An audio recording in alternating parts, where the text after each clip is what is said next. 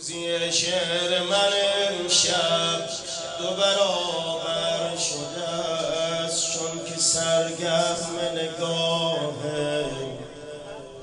دو برادر شده است، چون که بانوی کلابی پسر آورده.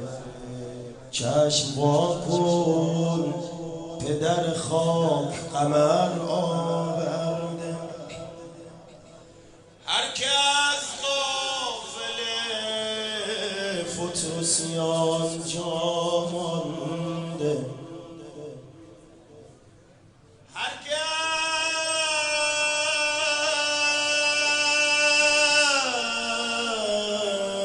از قافله فتوسیان جا مانده، نظرش خیره گهواره سقا مانده. زور و بازوی تو بی حد و عدد خواهد شد، بعد از این بنین اسد خواهد شد.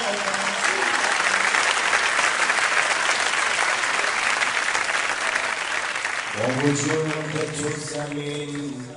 این شعر خیلی قشنگه. شعر دیشب من حس کردم قشنگ‌تر، فقط حواس من چون شعرم یکم بلندتره. با وجود تو زمین حیدر دیگر دارد، کعبه جا دارد اگر باز ترک بردارد. از در خانه او پا نکشیدم هرگز، چون حسینی تر از عباس ندیدم هرگز.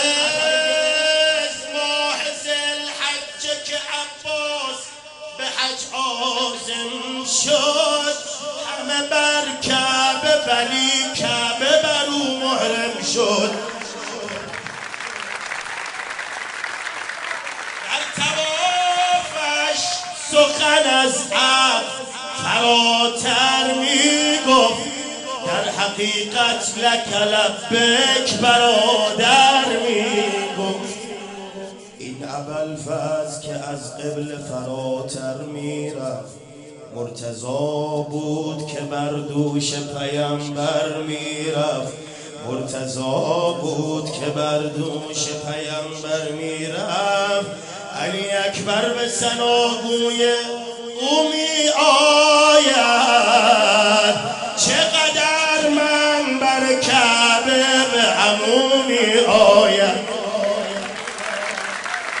همه برداشت دست زدن داره، ولی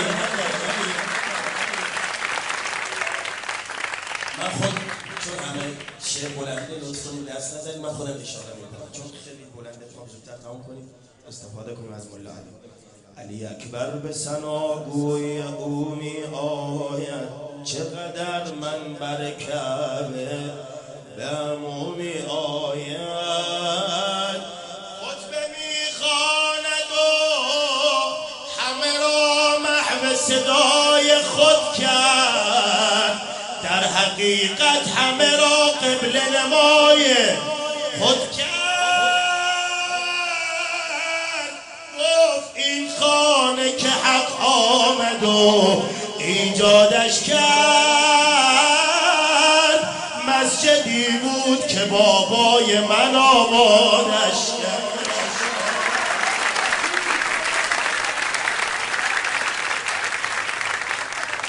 گفت این خانه که حق آمد و گفت این خانه که حق آمد و ایجادش کرد، مسجدی بود که بابای من آبادش کرد. از در خانه او پا نکشیدم هرگز، چون حسینی تر از عباس ندیدم. کاشف الکرب تویی، خنده ارباب تویی. کاشف الکرب تویی، خنده ارباب تویی. پدر خاک علی و پدر آب تویی. چشم